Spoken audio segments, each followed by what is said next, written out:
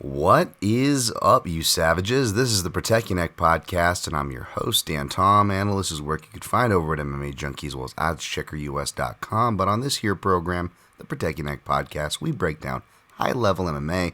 That's what we're going to do here today tonight. Whenever you're listening to this, hopefully it's before the fight. Recording this, I would say in the wee hours of Thursday night, but it's Friday morning, pretty much. Your boy here has done another all-nighter. Crazy week. Let's hope this is aside from PFL, Bellator, and UFC crossover. We'll probably maybe have one of those. Who knows?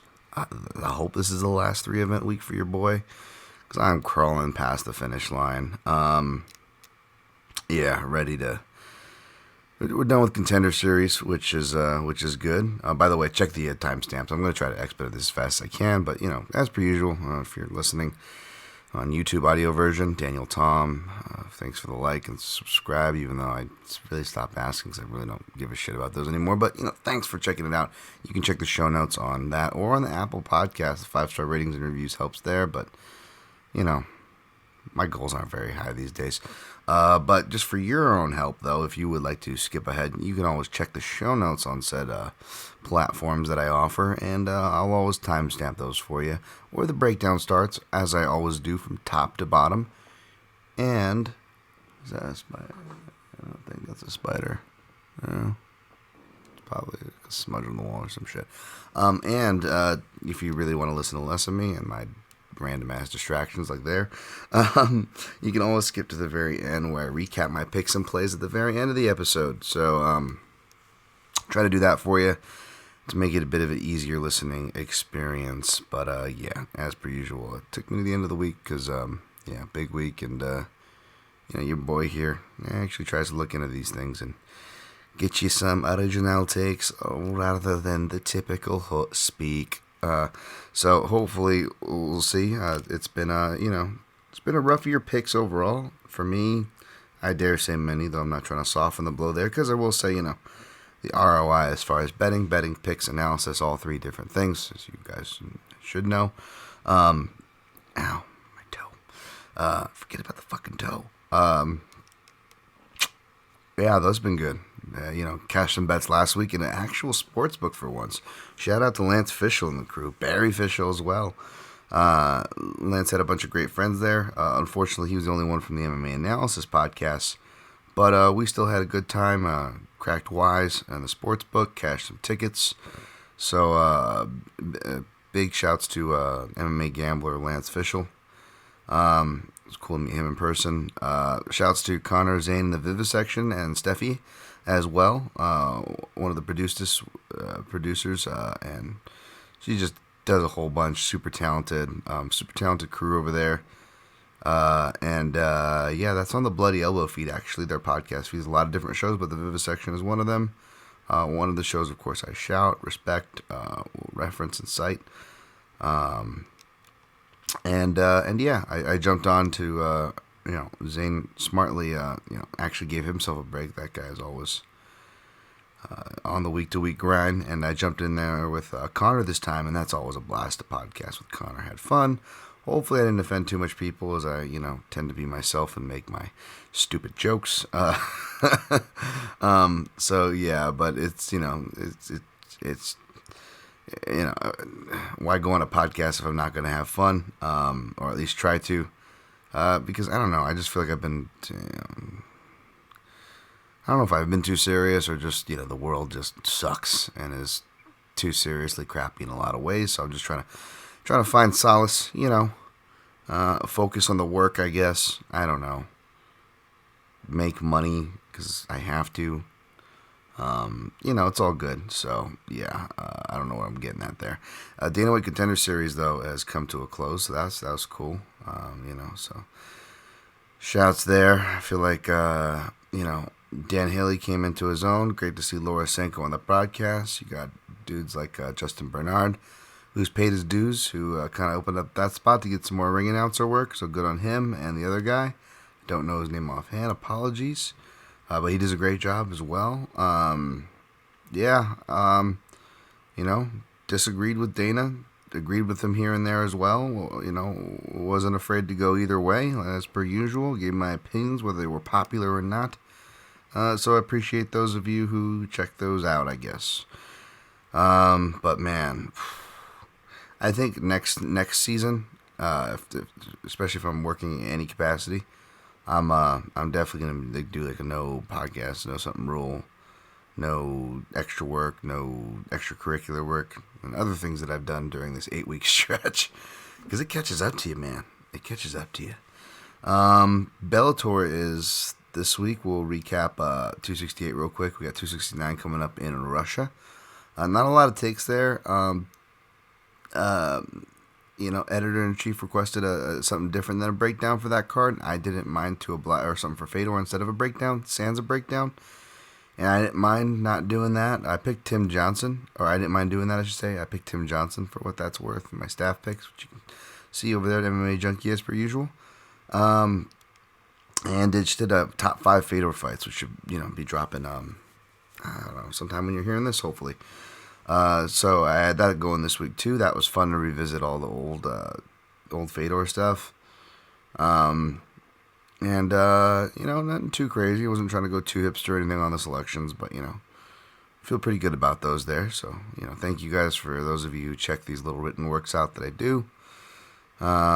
Share, support, tag, all that stuff at Dan Tom MMA if you want to see these things where it's mainly shared, at least for me, where I'm most active in sharing it.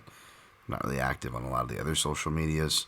But if you do want to follow the podcast on any of them, it does help because we're not active either. That won't pollute your feed, but it's really helpful to us at the PYN Podcast. Of course, hosted by MixedMartialAnalyst.com, which you can go to for Amazon click-throughs. Not that you need to help with fucking Bezos' pockets, but if you feel guilty for using, it's not a necessity service, but it's one we all use for one reason or another, sadly. Allow me to take that guilt off your hands without any extra charge to you. Just go to MixedMartialAnalyst.com. Click the banner, the Amazon banner. That'll take you right through, and you can do your Amazon shopping. And through no extra cost, a small percentage of your sale will be kicked back to this here podcast, which is greatly appreciated and used, I promise you.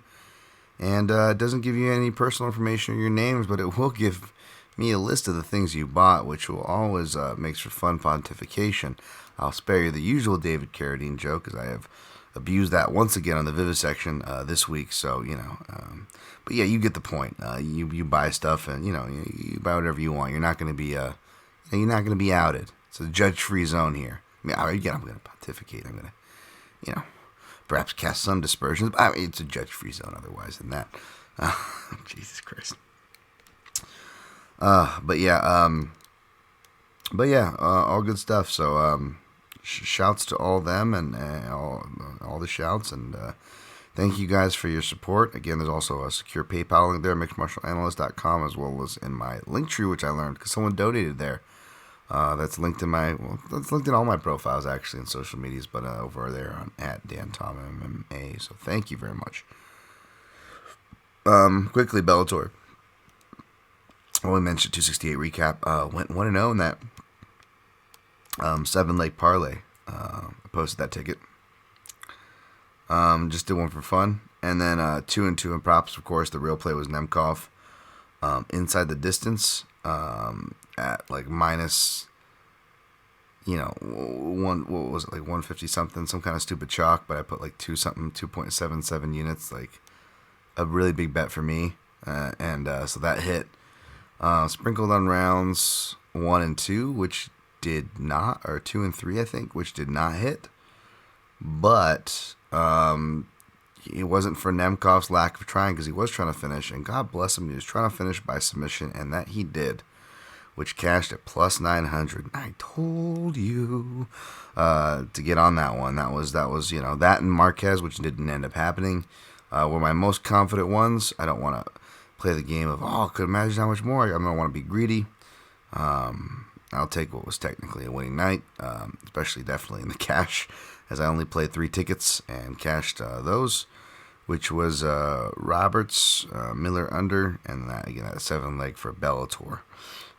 Could not play props or anything fun props minus the totals at the old sports books there. But for UFC Vegas 40 recap, we went 8-2 overall in picks. A lot of asterisks here because, again, there were some late ads or stuff I played at the sports book. It's either 1-0-1 or I think, or 2-0 straight plays. God damn it, I need to look at this. What the fuck are you talking? I cannot read my own handwriting, folks. That's when you know it's really bad. You can't even read your own shit. I hit Dumont, right? So that was like, I think I tried to say that's like 1-0.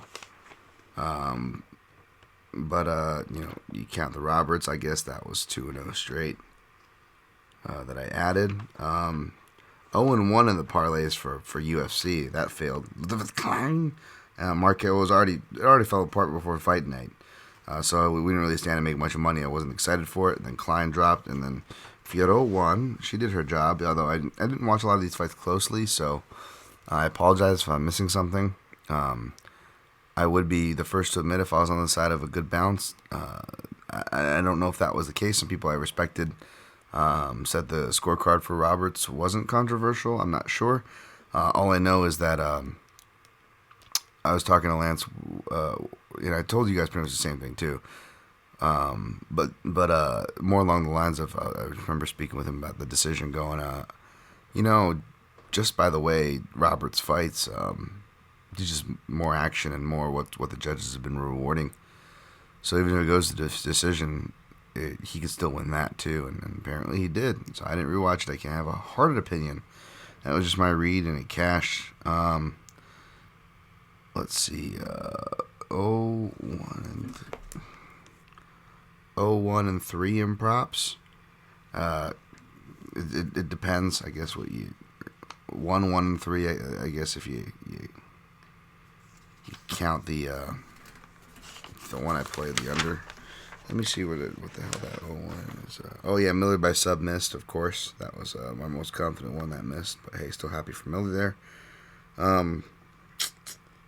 I guess I'm counting the Marquez ones too, because those were like asterisks, right? Because like those like I had like 3 or 4 or 3, I think, props or something like that on his end. So I guess that's what I was counting on that number. Yeah. Anyways, all right. Let's. We had Norma Dumont defeated Aspen Ladd again. Was that the second week in a row at least? Yeah, second week in a row at least for a right dog call. And I've been doing pretty good in the main events. But yeah, another dog call correct in the female fight due to the wrestling reads. So I know there's a lot of jabs in the counter cross threat there too, despite it being low volume for Dumont. And then there was the coach's the old debacle thing. Some people were asking me about that. I was watching the sports book, so I wasn't watching live, much less with sound. But surprise, surprise! I guess it sounds like I called out something before it happened. Called out a conflict of interest, and perhaps showed itself. I did go back to watch it. It's tough. Like as per usual, both sides of the argument are not really hitting on the middle ground here, as the way life goes in general, not just in our MMA space. And I'm not talking about finding middle ground as in like, the Access Journal, I don't want to offend anybody speak. I'm talking about like real middle ground, like as in trying to get to the root of the issue. And essentially there's a lot of people with the this is tough love, sports, this, that. I was talked to this way, or this person was talked to that way, or her herself was talked to this way before, and she got the win. And those standing alone, I get those points. I think that they're even well-meaning points. So I'm not trying to shit on those points at all, but I will say that, I guess I will shit on the point, I guess, in the sense of, if you're not acknowledging the fact that, this was layered between not just coach and corner, coach, corner, relationship from, very much older person as well, which plays a role, I believe, similar to Pat Barry. Both these people were quoted themselves, by the way. Pat Barry, just like Jim West, just like Pat Barry. I first laid eyes on this person since they were 14 and knew they were special. Almost verbatim, each has a phrase that way. As we know, grooming just huge in sports in general, which should be a surprise to no one. I think even my ignorant ass, when I used to watch the Olympics, gymnastics back in the day, back when I used to pretend to care about the Olympics, like everybody else does when it comes on, I was big, I was like, oh man, U.S. team, we got some bangers. Dominique Dawes, baby, she gets out there and she gets it. But I remember I would see all these creepy coaches yes, Mimishka, and I'm like, yeah, these guys kind of have creepy vibes about them. And there's a lot of grooming, a lot of coach and stuff like that in that world. And I don't know their situation, so I can't cast aspersions on how they talk to each other, what the relationship's like. But fuck it, let's just assume it's good. As good as can be. And again, I'll stick to what I said. I even though I lent, side-eyed, I also gave credit where credit was due as far as the good things or the I guess positives of certain directions and things and that this West character has done. So I'm trying to be as fair as possible, but it at the end of the day, a conflict of interest is a conflict of interest. And for anybody's examples, I doubt they were unique enough where they had that kind of a power dynamic attached to it, much less a romantic relationship dynamic attached to it. For everybody saying, that one time their Little League coach said this and they were fine, And then there's the other thing, too, where it's which again, fair point. If you want to point to the honest goodness guy, got a reaction out of her, right? And she won that fight. But, and I don't want to spend too much time on this because I honestly, my opinion is the same as it was before. What we had was an incident that kind of, drew attention to potential conflict of interest, but of course everybody draws and takes it away in a different way. And another aspect of it, I guess, aside from, the argument that was being said was, if you look at how she talked to her with the auto fight and this, what if that's just how he talked, I don't think people would care if he talked to another athlete, saying it's a girl thing. Well, maybe he has, but offhand, I watch a lot of footage more than most folks, and he doesn't seem to get as animated the times I've seen him in another corner, but again, that's just offhand. Secondly, more importantly, is that the argument of, well, maybe we don't know their relationship. Again, true. I stated that as much just a couple minutes ago, and I agree with that. But let's be careful with the context that we broad paste that statement as well, which is, there's people, we don't know their dynamic. Maybe that's just how they talk. Oh, because he screams at her like that, on the normal, behind closed doors as well, that just makes it, I guess that makes it okay, And I know Misha, with having a big voice and using strong words like abuse, and whatnot, obviously is going to get the narrative out there, just like a commentator calling a fight, and why I'm here usually pulling my hair out, trying to bring the narrative back down to earth a bit, That being said, man, if anybody has room to speak, not just a fellow woman that knows of this abuse dynamic better than me, or I imagine most of you, if this is a mainly male-dominated thing, but, she also, came closest to that, and for what it's, Caraway, as a fighter, and, wasn't as big of an age difference. For what it's worth, my personal interactions with him didn't come off as intimate abuse or anything like that, for what that's worth. However, that doesn't mean that there wasn't issues with the conflict of interest. There clearly was. Follis, the late great Robert Follis himself, stated as much, which is why he took over the reins en route to Misha's title reign. It was a good thing that the conflict of interest was called out, right? So again, just because I'm calling a conflict of interest doesn't mean I'm like assuming the very worst and I'm gonna jump on this whole thing either. No, not necessarily. But that also doesn't mean that there isn't a fucking conflict of interest there, folks. And you saw it. And for as much as we can credit the tough love for getting a reaction, you could argue it did by the I think end of the third round or the end of the fourth round. You see, she ends it really positively.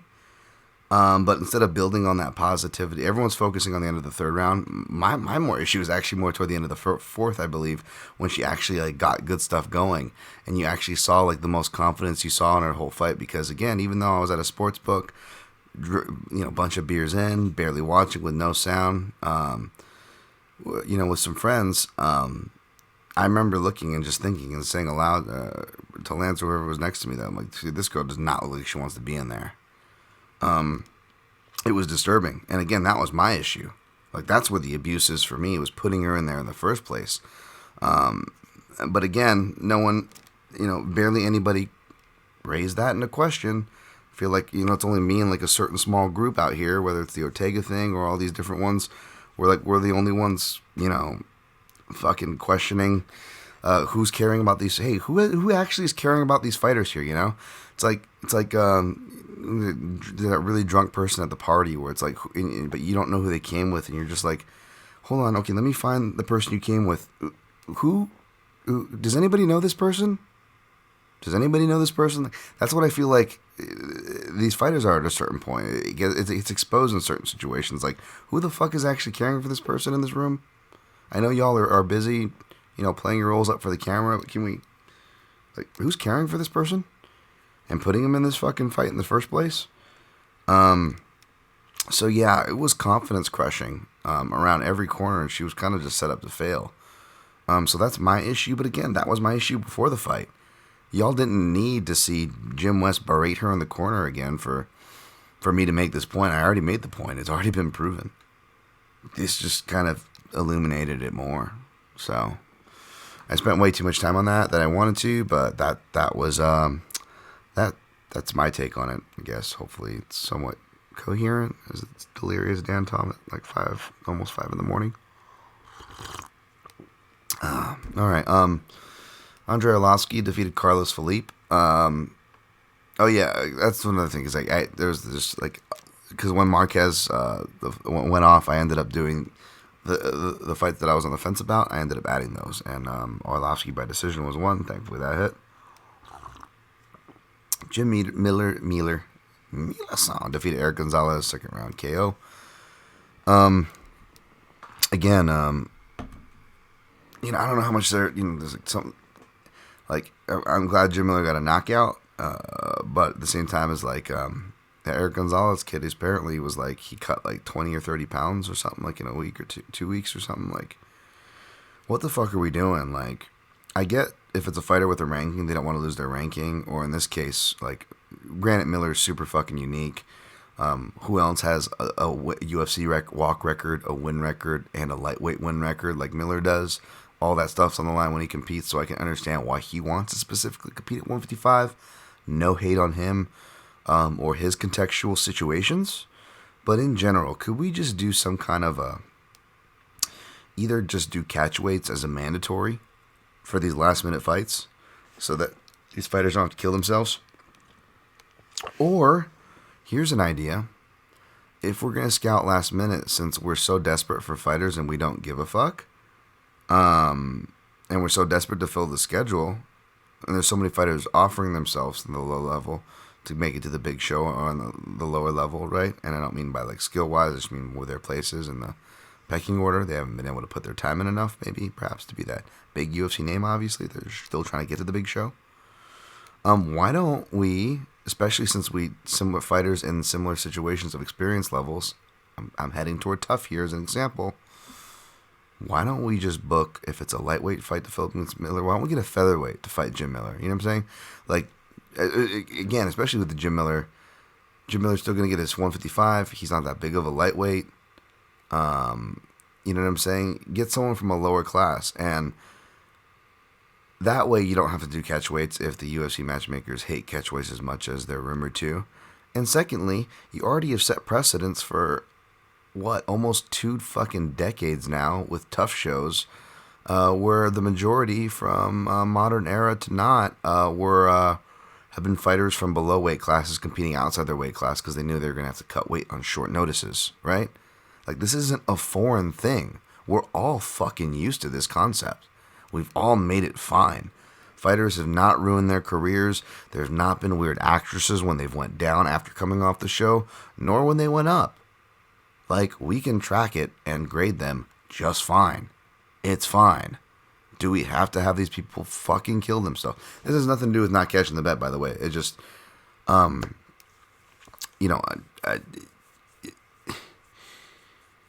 with weight cutting being a topic, this was a reminder that the days of the 20-pound weight cuts have not gone anywhere, folks. There's people still making insane cuts, and this whole pandemic era and this whole style of matchmaking is only encouraging it. Again, fighter safety, like, what? We're going the opposite way of it, but hey, it's fine gift with everything burning down, right? Who gives a fuck? I guess.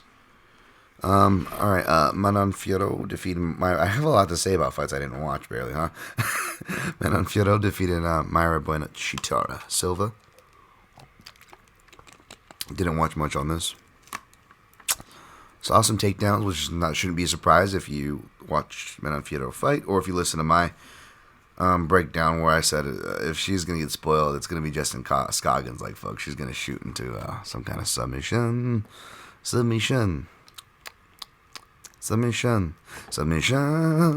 Nate Landwehr defeated Ludovic Klein by submission. There we go. Anaconda choke. Anaconda don't want none. Yeah, man. Wow. That was a real bust by Klein. This looked like a really bad performance. He just looked like the floor fell out from him. From what I watched, again. I barely watched these fights, folks.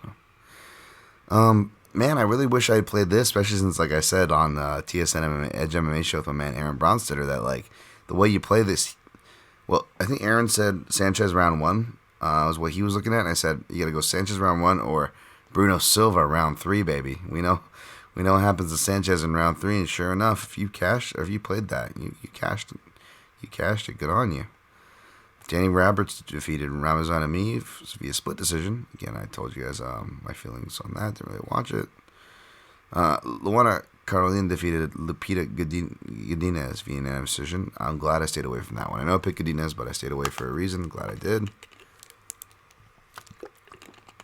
I know a bunch were on Brandon Davis, and I was rooting for him and you, but Bakary defeated him first round. TKO.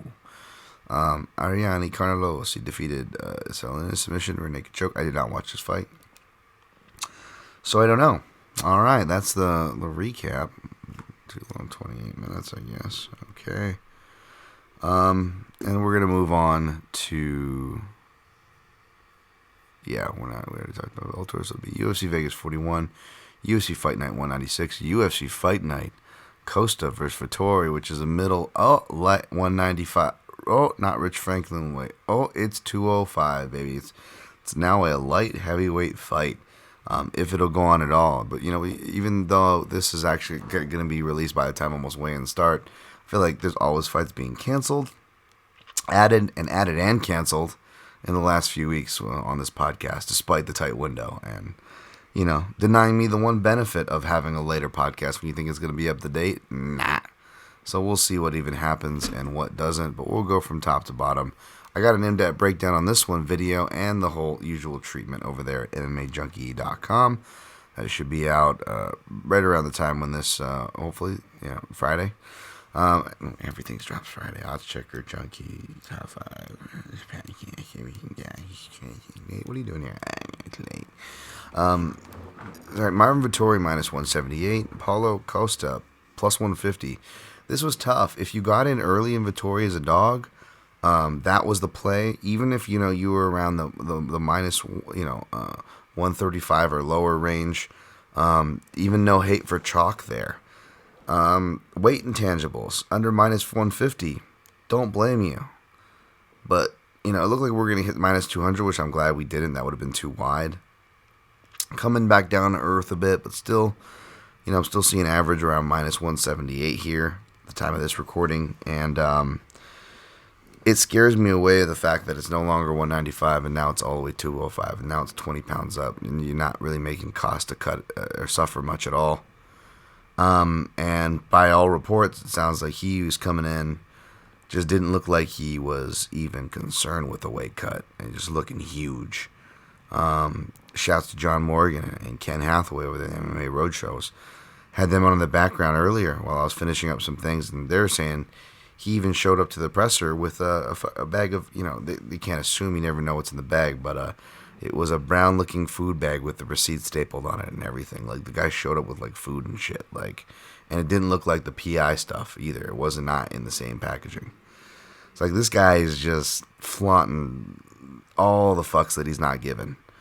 And that's trouble, I try not to get too, I know betting in itself can be tinfoil hat-like in this game, for sure. I try to stick to more of the stylistic analysis, proven samples, yada, all that bullshit. But let's be honest, man. It's hard not to start getting all conspiracy theoried out here as far as Paulo Costa maybe playing to Vittori's machismo and walking him into a trap, When Vittori originally agreed to 195, he said, fuck it, I'll do 205. And it's like, ugh.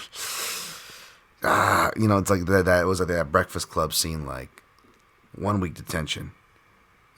Keep it going. 2 weeks. Come on, Buster. I can go all day. Like it was. I felt like Vittori was just like, bring it on. Sti cazzi, 205. He's just like, he doesn't give a fuck. Va bene, non ti preoccupare. Sorry, terrible Italian coming out, but like. Yeah, it could be real dangerous. That being said, I still feel like the stylistic dynamic of the fight largely remains the same, which is why my pick's going to be the same, even though I'm less confident of it going to the decision part of my pick, but I'm siding with Vittori by decision to survive those first few rounds. The first, I was going to say 7 to 10 minute storm, but it's going to at least be a 10-minute storm now since he's not making cause to suffer. And I know a lot of it's like, how bad the Adesanya messed this guy up. That could be it too. Maybe when you have that much of an ego, you're not used to getting beat. How do you bounce back from your first loss? I mean, technically it could be a second loss. Let's be honest, there's a real strong argument that Romero probably should have won that fight. But you know what I'm saying? It was like he got stopped, It's probably too big and it was outgrowing the weight class anyways. Was probably, judging by some leaked footage that we saw, may or may not have been using IVs past IV time anyways. So it's no surprise that this guy's bound for 205, especially after the stunt that he pulled this week, which is just, it's just disrespectful. Again, I'm not a big weight cutting fan. That's not what this is about. This is about, honoring a contract. And by the way, I'm a big fan of like respecting and like, even though it's stupid, just perhaps that past competitor of me, like almost religiously respecting to make the weight. Obviously, I'm all about that. But I just think it's dumb as far as the extent and the context is we put around and the asks that we put around these fighters to go along with it. To the degree, it's just. Anyways, yeah, but I'm gonna take Vittori to survive those storms there. It's tough, I think Costa's like technically 4-0 against UFC level Southpaws, but it's like, well, Bongbose was technically lists himself as switch, even though he primarily fought Southpaw in that fight. So you could say it's 3-0. Well, then you could say it's 3-1 if you count the loss, which was an exhibition to Marcio Alessandre, right? Then you could say it's 3-1. Oh, well, then we could say it's 3-2 if we count. Or maybe it's 2-2 if we take away one of those wins that was for Romero and we scored it maybe the correct way. So it's real foggy, the Southpaw record for Costa here. That being said, he does have the left hook that, really can be the Southpaw killer. Speaking of Conor Rebush there, shout out to him. And obviously the open stance body kick and just the body work in general from Costa. However, aside from the hair plug surgery, he had bicep surgery too. And he said part of the problem and the delay was that even after the surgery, he couldn't throw his hook the way he wanted to. And that was important to him. And that was really, really key to hear because one, it's like, oh, cool, he appreciates it. It's not an accident that the left hook's a really cool, good shot for him. Like he really prides himself in it. That's awesome. But also, ooh, I don't know how much he's gonna get fixed, and if he's mentally he doesn't like, it's like a haircut. Haircuts will grow back. You can call an audible, wait for it to grow back and fix it. But I don't know if bicep muscles are the same, even with the surgery and whatnot. It looks, he looks healthy, of course, in all the pictures leading up to this. But I don't know, is he going to be able to throw that hook the same? Whereas, Vettori, still not anything to write home about as far as like a boxing savant, but he's definitely been putting work in on it, man. Staying more active off the lead hand, showing that he can fight off his back foot and counter when he needs to. I think he's going to be the more flexible fighter. We'll have to show that here. But again, if he can survive, nothing can kill the Grimace. If he is an unkillable character like the Grimace, then I think he gets the decision here. But with all the weight stuff and whatnot, like I really wanted to throw him in a parlay. I don't blame him if you do. But I just stayed away, man. I'll see how I am where the line's at the end of the night. We'll see if I jump on. But I actually stayed away. I wish you the best, especially if you're betting Vettori. But I got scared away between the line movement and all the bullshit this week. Next fight. Grant Dawson minus 390. Rick Glenn plus 310. Yeah, this might surprise people, but I picked Rick Glenn here. And if I picked a fighter, if I'm confident enough to pick him, and I guess I'll explain why. Even though it's not like, again, run, follow me off this cliff, empty your bank account. No, you don't have to follow me off a cliff. I am sprinkling, but it's only 0.75 units of the money line, which I got at plus 360, so I got it at a better value than the opener at plus 300. But aside from the typical argument of this line's too wide, which it is, aside from the value argument, which I do believe is enough to justify a small play, nothing crazy, I do believe there's actual stylistic reads and reasonings as to why I'm picking and even sprinkling the flyer on Glenn, which is picking him and playing him as both probably considered a flyer at this point, these odds. They're both former featherweights, except one's more experienced. Glenn is taking this fight on short notice, but he's been in shape. Now, he also did the same thing Dawson did, moved up to 55, so there's less weight to cut, although I imagine he still cuts less than Dawson, even on short notice, just because Dawson seems like a thick, growing, strong lad. Whereas, Glenn, he decidedly big, was 6 foot, was killing himself, had a bad hip that was hindering him. Takes 2 years off, relocates, gets the surgery, gets himself fixed, goes through his rigorous strength and conditioning to get his mobility back. Not just back, but feeling stronger, actually able to do things. I wonder how much of that affected his wrestling. He's always been a competent wrestler and scrambler. He just gets taken down, but can fight, scramble up, submit, ground and pound like an MFer. And Rick Glenn's got those sweet waterfall punches, like I like to call them, where he's standing over guys because he's so tall and he can just punch in their body. And I think Fedor might have been the first to really do that. I was really going back to really focus on Fedor and watch his rings organization fights. We fought some big names there too, like Sobral. I went back to watch that one, as well as Arona, which, by the way, that fight, go back and watch that one. Tell me who you think won, especially under today's criteria and under the supposed criteria they're going by. Curious, folks, what you think. But the thing with rings is, even though you hear like Boss and Quadros talking about like, oh, they didn't allow ground striking, they did. They just didn't allow it to the head. For what it looks like. So Fedor would do this hybrid where he would always just like stand with people or stand in their guards and just punch down to their bodies, and then like drop down for leg locks when they became available. And it was like a cool system he developed just for his rings fights. And then, of course, it translated beautifully, even though like you hear like Boss and Quadros going, I don't know if his ground and pound is going to translate. When he fights Jimmy Shelton, it's like, oh, well, it does. Which, of course, they quickly converted, obviously. Anyways, Rick Glenn does some really mean body punching stuff there, too. But it looks like his wrestling, defensively, has always not been the strongest. However, I think he loses a fight to Miles Jury that looks bad. But he actually beats Dennis Bermudez in a split. I don't think it was a split. I think because of the way that values takedowns, Glenn's lost some close decisions before. He didn't look confident to win, but I felt like he did enough to win for sure. And if you look at the takedowns he does get taken down, they actually make sense. It's like in the open, level changing while Glenn's kicking a lot of the times. But he's got a decent sprawl for the double. I could see him doing what Leo Santos was doing to Dawson's double. However, the reason why Dawson is the deserved favorite, mind you, is because his cage wrestling, which I think Luke Thomas shared some BJJ Fanatics thing on Krause, showing some specialty stuff on it, and you could see it definitely in the way he fights. He's really flowy from there, and the way he chains off of his kind of single snatch, almost like knee tap variations, and if he does those against the cage, he's got the smaller cage. He's got the route there on paper to beat Rick Glenn by decision for sure. I don't think he's going to submit him. Glenn's been submitted before, but it was early in his career.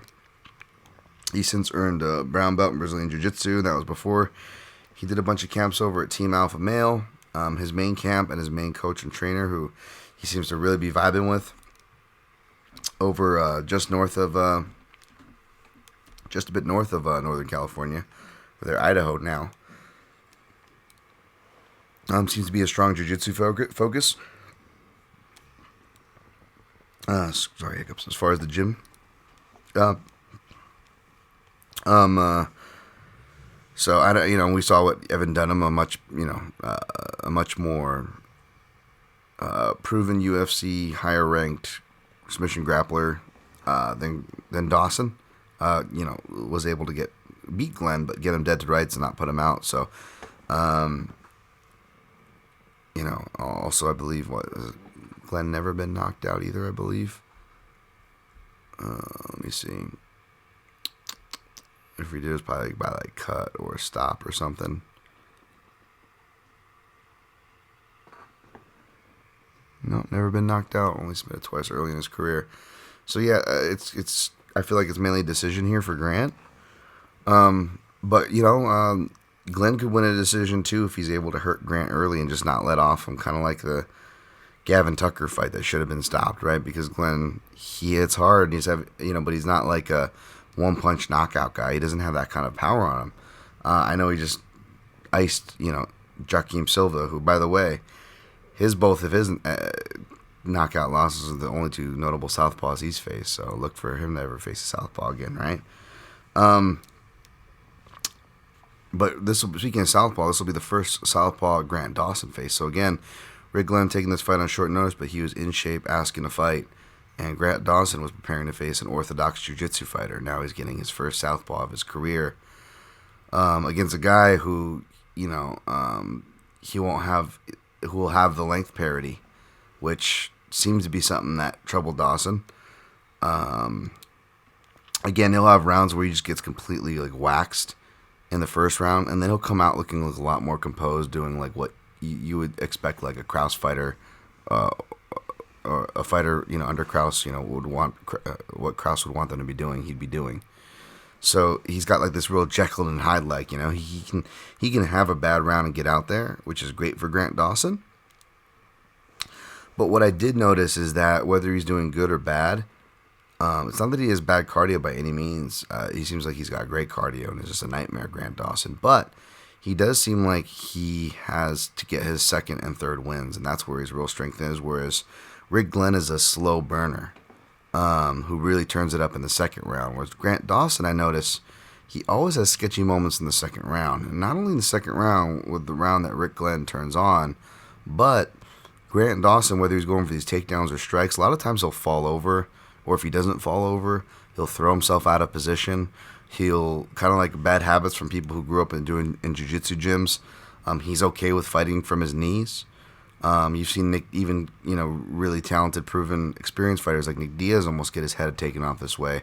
But Nick Diaz, like with Paul Daly, he thankfully did the the snake in the basket, the cobra dancing snake in the basket to the flute kind of a deal. Moved his head.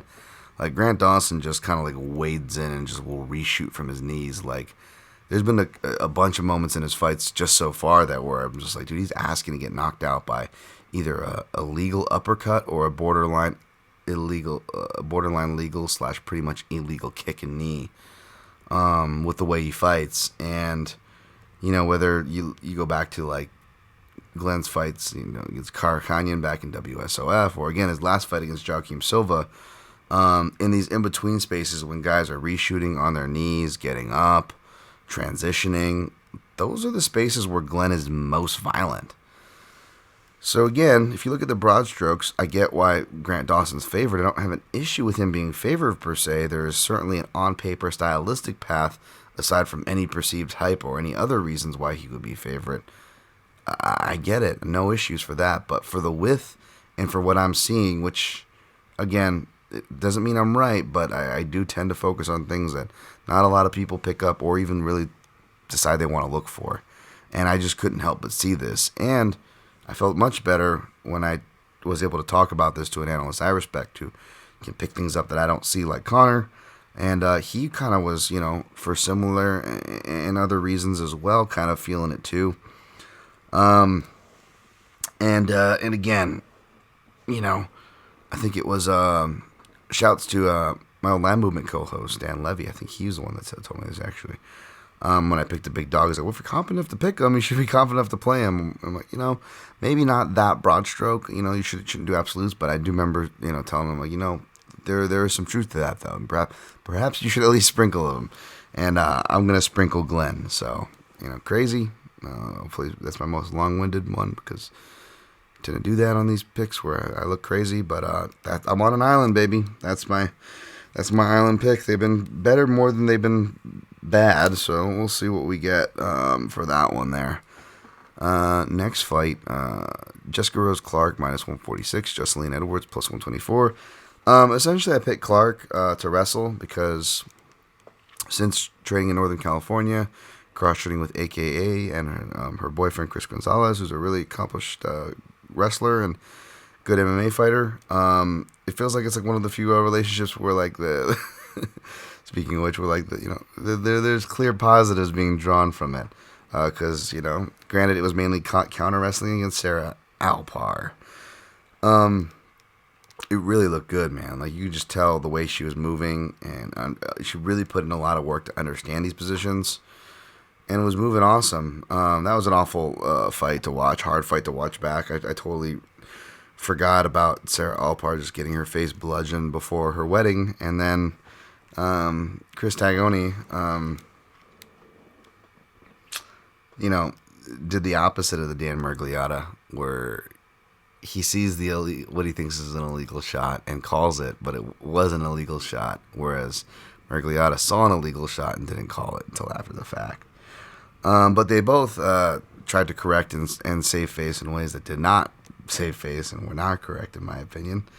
As Tayoni literally lined up the poor girl like she was a fucking bowling pin. Like, here, like the Charlie Brown, they're gonna set up whatever Linus, whoever it is, to kick the ball. Like that's what motherfucking Chris Tayoni was. He was like Linus or whoever that was, setting up the ball for Snoopy to kick. And Snoopy, I guess, is Rose Clark there. Anyways, just based on that, I know she's coming off of knee surgery, but she took the proper time and looks to have really, done a good job in recovering. I'm going to take her to do that because even when she didn't have the wrestling, her top game was actually always strong. I think she even had like a RNC win over a striker like Arlene Blanco back in the day. But the striking and Piani Kianzad and that physicality in the frame in that matchup kind of worries me, because there are some similarities there. And Edwards has been training at King's MMA. She's definitely athletic. She's at the age, 25, 26, where she can make big skill jumps. And even in these fights where she's losing, like a clear decision to Carol Hosa, she'll still have these moments in the fight. I want to pick Rose Clark. I think her leg kicks will do well here too, but man, maybe I got scared away from playing it straight because the price went up. I was gonna parlay it, and I got scared, and I ended up parlaying the over. I usually don't do that, but I got a 3-legger, so minus 340 doesn't hurt too bad. So I took that. All right, next fight is the next line actually. Sungwoo Choi minus 295. Imagine he'll be a popular parlay piece against Alex Caceres plus 240. Yeah, man. Basically, I don't think Caceres has the physicality or offensive wrestling chops because he'll be outsized and will be on the wrong end of the length parity, which is rare for him. So I don't think he's going to have the chops to beat Choi, to take it to the floor. And standing, Caceres, when he's really flowing, he can really get going. But, Choi, he's got some like national Muay Thai accolades, some kickboxing experience as well, and just well-rounded MMA. And I just think his 2-3 counters that we saw against Arosa, another kind of long guy who can fight from Southpaw, although he did in that fight. I think those 2-3 counters that were working, or was it 3-2? I can't remember, but you know what I'm saying. Those counters, those hard trigger counters, are going to work good against Southpaw. Like Caceres, who can come in and shift his stance. So give me Sungwoo Choi. Not sure how he gets it done, but I just hope he gets it done because he's a parlay piece. Trinaldo minus 130, Dwight Grant plus 110. Basically, Dwight Grant not as active to push a pace for me to worry about Trinaldo. I just got to worry about him eating one of those hard counters. But Trinaldo still somehow never been really knocked out, despite competing in 3 divisions in the UFC, now at welterweight, which is probably not a bad thing for him. And Dwight Grant, no spring chicken, 37. And I don't think his grappling is as good, so I think Trinaldo is going to be taking him down in the small cage, to be honest, and beating him up there. So I don't know. We'll see. We'll see. Maybe we'll see how I'm doing at that point of the night, even though most of my plays won't be closed till after. But there's a dog that I'm playing right before, so maybe that'll encourage me to play Francisco Trinaldo. Who knows? I stayed away. I picked Grandpa Trinaldo. Just the main analysis. I think that's one of their nicknames.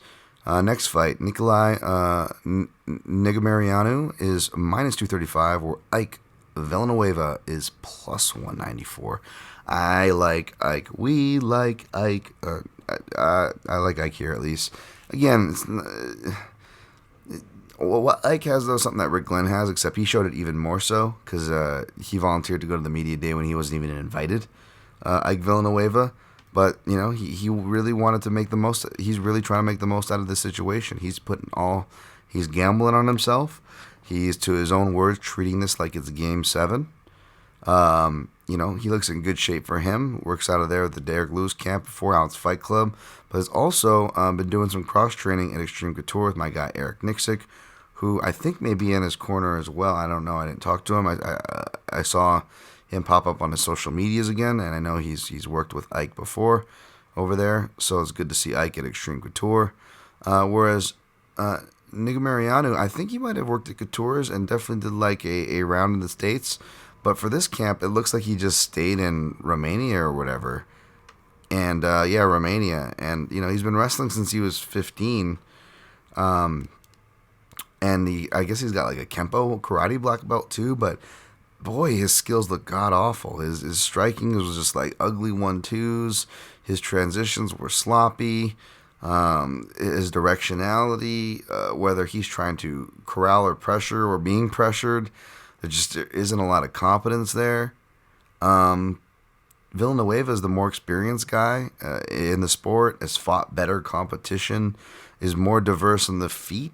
He doesn't have the ground acumen on the floor, obviously, but Negumereanu doesn't seem like a fighter that necessarily always going to sell out for his wrestling. And again, even his strengths don't look great. Like, his game looks very ugly to me from what I've seen. And I could not pick him, much less, at a over 2-1 favorite. So for that reason, I picked Ike Villanueva, and at almost 2-1 odds, I had to sprinkle on him a little bit too. I only sprinkled 0.75 unit, but that's what I did here. I like guys confident they're going to bet on themselves, and Nicky Mariano really just had garbage experience before losing a decision to Saburov. And again, you could have argued that he lost against Alexa Kamer, who just, just looks like Knuckles, get the hand back. But yeah, he looks like like a thug who dies in the first act of every like bootlegger movie. But yeah, so I took Ike Villanueva here. All right, Jong Young Park minus 108. Gregory Rodriguez minus 108. Even Rodriguez was an underdog. Money came in on him. I reluctantly picked him, but even if he was still at plus money, I don't know if I would play him out of respect for Jong Young Park, man. This is a tough one to call. Park's durable. He's got activity with his jab, improved wrestling, and underrated top and transitional game.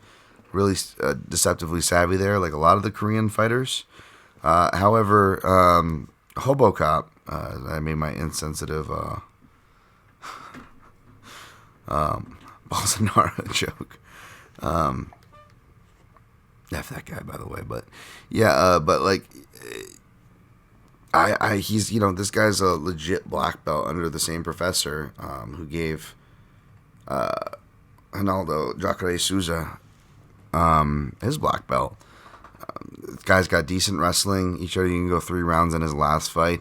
Even some of the decisions he lost in the regionals were split that could have gone his way. Kind of had glass cannon feels because it's really hard to get that Jordan Williams KO loss on the Contender Series out of my head. Which is probably why I picked Dusko Todorovic. Reluctantly, albeit, but I'll reluctantly overcorrect the steering wheel here, possibly by picking Rodriguez to win, but I'm not playing it. I'm staying away from this fight. If this line fully flips though, and Jong Young Park becomes the underdog after being opened as a somewhat moderate favorite, then I don't blame anybody for value betting on Park there. Otherwise, stay the fuck away, motherfucker. It's just one of those days. It's all about the third leg, Mason Jones, minus 500. Sorry. I'm not going to get no Limp Bizkit song there. I don't know what the fuck's going on. It's late at night, folks. Crazy things get in my head. Versus David Onama, plus 385. David Onama actually looks good and really talented. Trains under the James Krause camp, so those fighters are always, you like to think they're always prepared. That at least seems to be their style, from Krause himself to Elliott to others. They can really jump in there and throw their guys in there. Perhaps because he fought, I believe, on October 8th. So what's that, like 2 or 3 weeks ago? It's one of those questions. How much did he party or get out of shape on the in-between time? I don't think much by looking at this guy and the way that camp runs. But I'm not sure if he was ready to fight. I'm sure he's down to fight. Obviously, he took this thing against a tough guy like Mason Jones. I just don't like this position for Onama. I don't like it for him because he's talented. He's 5-1, and although he's a 5-1 that looks like he could be UFC ready, it is the UFC. It is the UFC freaking lightweight division. Albeit this new Contender Series filler that keeps influxing it, granted, but it's still the UFC's lightweight division, right? So it's like, whether you win or lose, but especially if you win, beat a guy like Mason Jones, who was double Cage Warriors champ, you're gonna be even in harder matchups. It's a dangerous spot. You almost just want him to get that tough veteran loss, or that that learning loss out of the way in the UFC here, and then have a great career from there. As far as if you're a David Onama fan, he looks like he uses his long limbs well, can transition well, especially if he gets the back. But his wrestling, even though he's shown he can hit like open space takedowns and drive for takedowns, there's not a lot of resistance or defense coming back when he's hitting these takedowns, and no one's really pressuring him in any meaningful way, much less trying to take him down. In fact, I'm pretty sure I watched everything I could get my hands on, and I only saw one person meaningfully shoot a takedown, and they got him with it. And you see Onama kind of laughing because he's like, "Oh, I can't believe I got taken down with this," almost like he doesn't expect it. So I don't know how much this guy's, obviously he's getting challenged in the gym. It's a tough gym, great training partners, great coach there. But again, as far as his fights go, whereas Mason Jones will have a real strong experience edge. He's incredibly durable. That's one of the things I liked about him, why I picked him. And even if you didn't agree with my pick, which was wrong against Mike Davis, he showed why I picked him, right? I mean, he was able to take those, keep coming. He's because he's very durable and has that spirit that I love. He's really strong in round 3 because he's a building fighter. So kind of like I said on the vivisection, minus 550, it's too big to play straight up. He closes out my parlay for plus 113, but if you're looking to play him in a non-parlay fashion, I say you wait to live bet him possibly after the first round, because I could see David Onama having an excellent first round, and possibly hurting but probably even winning against Jones. Then maybe you get like some stupid overcorrection number near even or even plus money barely for Jones, right? And now you have a minus 500 to even plus money that way, if that happens. But what I'm going to do is I'm actually going to sprinkle on round 3, maybe even a little bit on round 2 as well. They haven't dropped in my houses, but they'll be opened at round 2 to about 385-ish neighborhood, and round 3 around plus 900 neighborhood, which is a little lower than what I'd like for each, admittedly. But again, these are really strong rounds for Mason Jones traditionally, and he's fighting a fighter that is unproven at this level, unproven in those rounds, and fighting on, 3 days' notice? So, again, dude, you almost want David Onama to have that good round, even if you're not live betting. If you are, you get the live line, obviously, if Onama has the good first round. But it almost secures that if he doesn't get the finish, that it means he used a lot of energy, and now you've got a building body puncher in front of you who's not going to go anywhere, who's, I believe, is a judo and jiu-jitsu black belt who can wrestle, who was training at Team Alpha Male because, granted, he was getting ready for an unneeded rematch against Alan Patrick. So, he had the jiu-jitsu chops in play. But, hey, that can parlay to his offense as well, and perhaps to his defense, because I'm sure Onama will throw up some wild shit no matter where he is on the floor. So, Mason Jones, the third leg, and sprinkling on round 2 and 3 when they drop. Next fight, Jai Herbert, minus 184 versus Kama Worthy plus 154. Basically, this just feels like a trap fight. I'm picking Herbert. I hope he does well. Dude had tough 2 fights to be match made to. Maybe that's why people are correcting it from the even money it laid on. Can't trust Worthy's chin, but could Jai Herbert shouldn't be problematic. He got knocked out with the left the last time, or the second to last time, by Trinaldo. And granted, Trinaldo was a southpaw, so it was a counter cross, I believe. Worthy's got a good counter left hook. Obviously, we saw it against Smith. Obviously, that win perhaps loses even more stock after what we saw with Malarkey, even though your boy here picked that to happen. You know what I'm saying, though. Yeah, I stayed away. This feels like a trap fight. I hope Herbert wins it, and, if you all cash a underdog bet here, good on you.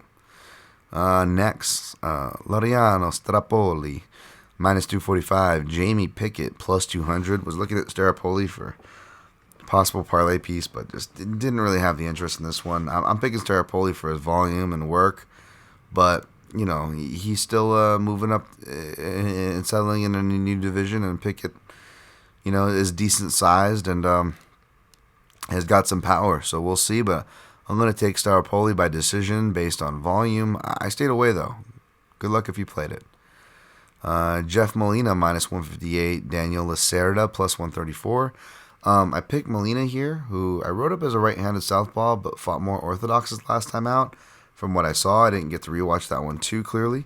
Perhaps that reaffirms that he was a right-handed southpaw. Maybe his striking coach is now getting to fight more a bit from orthodox, which happened to me personally and tends to happen to others who kind of start off on a weird foot for whatever reason. He can grapple as well. However, I believe it's a purple or a brown belt Lacerda is. He's no slouch. And he can hit offensive takedowns too. He can even do them off of like spin kicks. I didn't say this on the Vivi, but he actually kind of reminded me of Will Brooks, the way he throws kicks and then will hit takedowns off of them. Likes to throw a lot of wild spinning stuff. Real big fan of that. I'm not sure if he's taking this fight on short notice or not, but either way, I think with his style, to be where he is more dangerous early. I feel like Molina kind of builds more later. So I'll pick Molina. I stayed away, but I wouldn't be surprised if like things look sketchy at first and then Molina has to pull away late. So do what you will with that. Livia Hinata Souza, minus 126. Randa Marcos, plus 108. I took Olivia Hinata Souza just because I just can't trust Randa Marcos to not grapple with her and just to not make suspect decisions that usually involve grappling. And I like Randa Marcos, man. I used to back her a lot as an underdog. Not a lot, but a good couple of times back in the day. Can't remember if it hit or not, but I wouldn't know, and I'm not going to know this time because I ain't backing it. I ain't backing anybody in this one. Picking Susan, staying away. All right, lastly, but not leastly, we have Zavaya Lavishvili, minus 138 versus Jonathan Martinez, plus 118.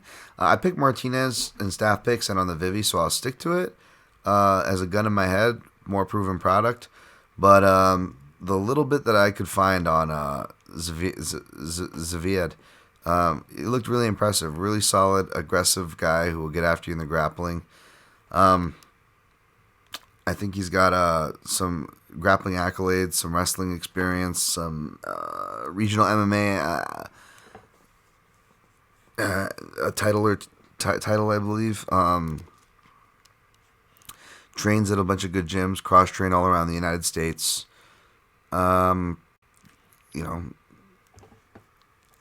I don't know if he's an Ali guy or who he is with, but yeah, he trains a lot of good people. I was kind of, I picked Martinez. I was kind of hoping they would open that guy as the dog, but I think they smartened up. And then the public is trying to adjust by, oh, well, you can't open Martinez, that wide. He was the one that was preparing.